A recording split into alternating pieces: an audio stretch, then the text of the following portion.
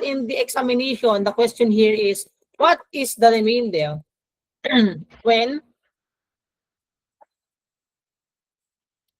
x raised to 6 minus 2x raised to 5 plus x raised to 4 plus 2x cubed plus x squared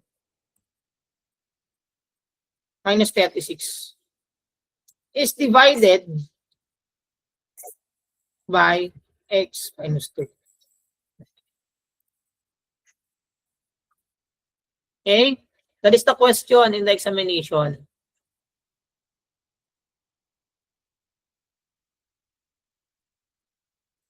So how we will answer this one? Okay? So take note, this is a p of x, okay?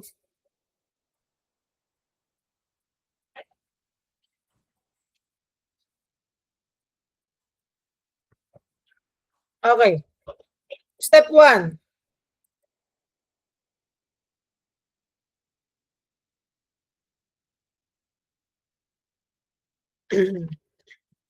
Get the value of x in the divisor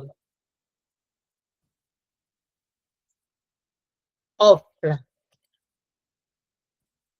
How to get the value of x? Equate to 0. So this will become x minus 2 equals 0. Okay? So this will become x equals to 2. Okay? Step 2. Substitute the answer and the value of x in step 1 in all x in p of x or dividend. We will substitute the value of x in the step 1 in all the x in p of x. Okay, this is our p of x, or what we call a dividend. Okay? So the solution for that is this will become p of 2.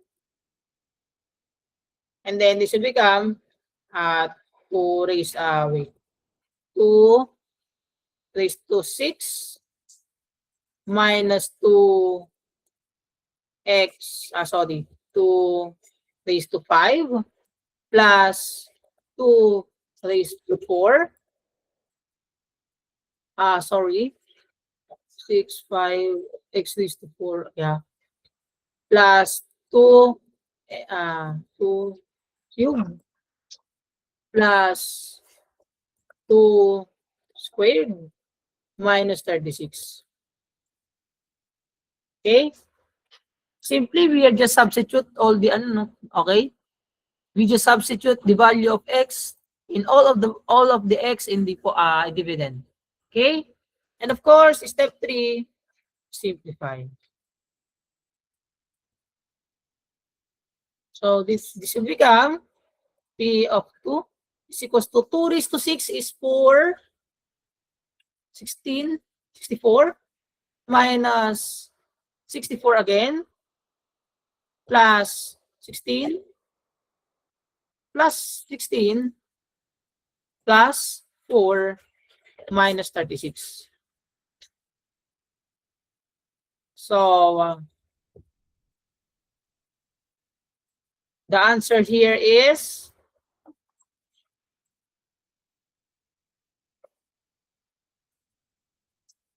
0. Therefore, we can say that there is no remainder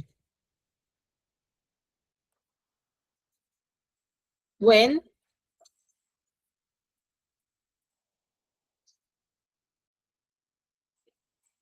is divided by x minus 2. But if ever you will try some example to do this remainder theorem, if you have any number for this step 3, this result to any number, therefore that is your remainder. Understood? Whatever the number comes up after you solve this one, okay? So this will be your remainder.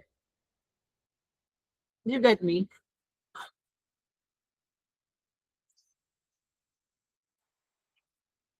Okay. So, how about this factor theorem? What is this all about? Okay? Factor theorem has the same process of remainder theorem. Okay? But the trick here is this one. Okay? Conclusion. If the remainder is 0, therefore,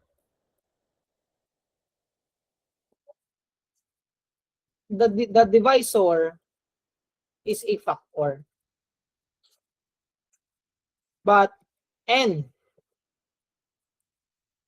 if the remainder is not equal to 0, we will insert not equal here.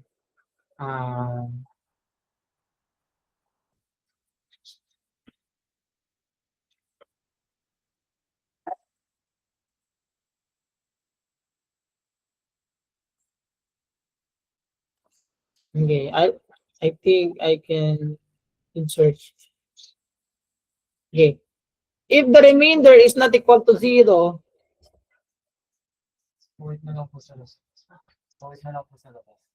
okay, this is inclusion.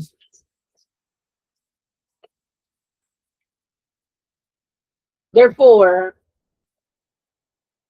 the divisor is not a factor. Okay? So that is how you will decide if the divisor is a factor or not. Okay? For example, in this given, the remainder is 0. Therefore, in the given example,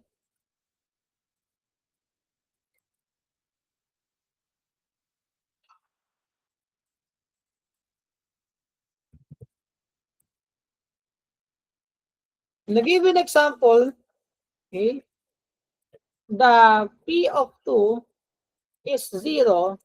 Therefore, x minus 2 is a factor. Okay? So, did you understand the factor theorem? Again, factor theorem and the remainder theorem are related to each other, but the difference is if the remainder is equal to 0, that is a factor, and if it is not equal to 0, therefore it is the divisor is not a factor. Okay? So, for the meantime, that will be our lesson, and we will continue chapter 4 in our next meeting. Okay? So I will stop recording muna.